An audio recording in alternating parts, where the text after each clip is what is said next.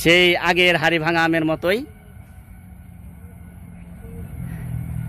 পুরো আগস্ট মাস জুড়ে আপনারা এই আম খেতে পারবেন। কিন্তু আপনাদের মনে একটা প্রশ্ন জাগতে পারে, কিভাবে হাড়ি ভাঙার লেট ভ্যারাইটি অর্থাৎ দেরিতে পাকে এরকম হাড়ি ভাঙা আম আসলো, সেটা নিয়ে বলছি। একেবারে পাতলা, আমি একটু ক্লোজলি দেখানোর চেষ্টা করছি। খোসাটা একেবারেই পাতলা, সে আগের হাড়ি ভাঙা আমের মতোই। আপনাদেরকে হাড়ি ভাঙা আমের একটি নতুন জাত অর্থাৎ হাড়ি ভাঙা লেট ভ্যারাইটি, এটা নিয়ে আপনাদের সাথে আজকে কথা বলবো। হাড়ি ভাঙা আম যে সময় পাকে সাধারণত তার চাইতে দেরিতে পাকে এই আমটি। আর আপনারা দেখতে পাচ্ছেন আমটা একটু লম্বা আকৃতির। এমনি পুরাতন যে হাড়ি ভাঙা আম সেই আমের চাইতে কিন্তু এই আমটা একটু লম্বা। স্বাদে গন্ধে সব দিক থেকেই সেই পুরাতন হাড়ি ভাঙা আমের মতো, কিন্তু এর বিশেষ কিছু বৈশিষ্ট্য আপনাদের মন জয় করবে। তার মধ্যে হচ্ছে এই হাড়ি ভাঙা আমটি বেশি দামে বিক্রি করা যায়, কারণ অনেকের হাড়ি ভাঙা আম অনেক বেশি পছন্দ থাকে, কিন্তু মৌসুমের শেষ মুহূর্তে আর হাড়ি ভাঙা আম পাওয়া যায় না। আর কিন্তু আপনাদের মনে একটা প্রশ্ন জাগতে পারে, কিভাবে হাড়ি ভাঙার লেট ভ্যারাইটি অর্থাৎ দেরিতে পাকে এরকম হাড়ি ভাঙা আম আসলো, সেটা নিয়ে বলছি।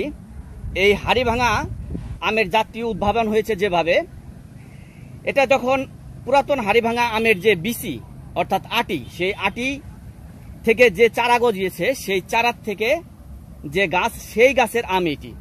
আপনারা হয়তো যারা আম নিয়ে অনেক কিছু জানেন তারা খুব ভালোভাবেই জানেন, আর যারা না জানেন তাদের জন্য বলছি, যে কোনো আমের বীজ থেকে পরবর্তীতে যদি কোনো আম গাছ হয় এবং সেই আম গাছে আমের ফলন হয়, তাহলে কিন্তু সেই আম আর সেই আগের বৈশিষ্ট্য থাকে না, কিছু বৈশিষ্ট্য চেঞ্জ হয়ে যায়, সেটা নতুন বৈশিষ্ট্য যোগ হয়।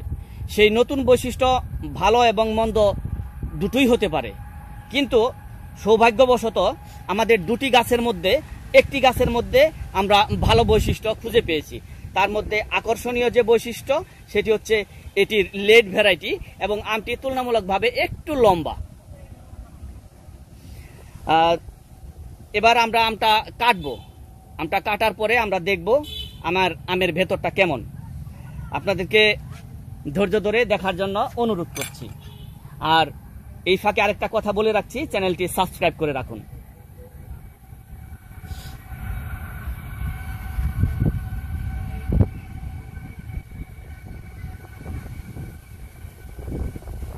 এখন আমটা আমরা কাটবো।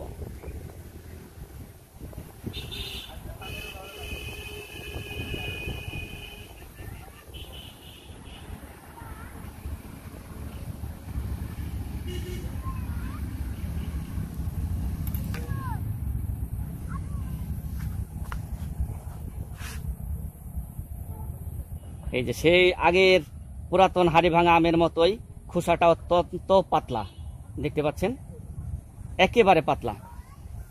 আমি একটু ক্লোজলি দেখানোর চেষ্টা করছি। খোসাটা একেবারেই পাতলা, সে আগের হাড়ি ভাঙা আমের মতোই, কিন্তু বীজ থেকে অর্থাৎ আমের আটি থেকে, পুরাতন হাড়ি ভাঙা আমের আটি থেকে গাছ তৈরি করে সেই গাছের ফলন হওয়াতে এর বৈশিষ্ট্যটা কিছুটা চেঞ্জ হয়ে গেছে, সেটাই আপনাদের সামনে তুলে ধরছি। তার মধ্যে লেট ভ্যারাইটি এবং আমটা একটু লম্বা, তুলনামূলকভাবে একটু লম্বা, সেই পুরাতন হাড়ি ভাঙা আমের চাইতেও একটু লম্বা।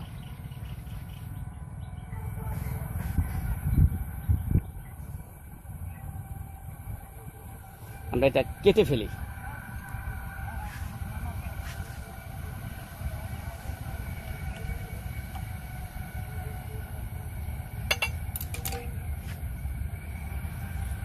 আপনারা মনে হয় দেখতে পাচ্ছেন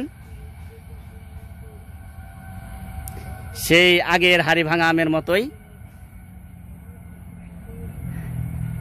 পুরো আগস্ট মাস জুড়ে আপনারা এই আম খেতে পারবেন।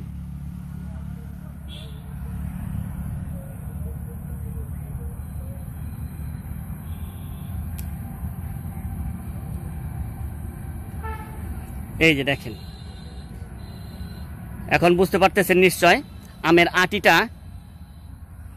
পাতলা আটি, তেমন কিন্তু বড় আটি না। হ্যাঁ, এই যে দেখতে পাচ্ছেন। আর আমি একটু ক্লোজলি দেখানোর চেষ্টা করছি। আমের মধ্যে আঁশ নেই তেমন।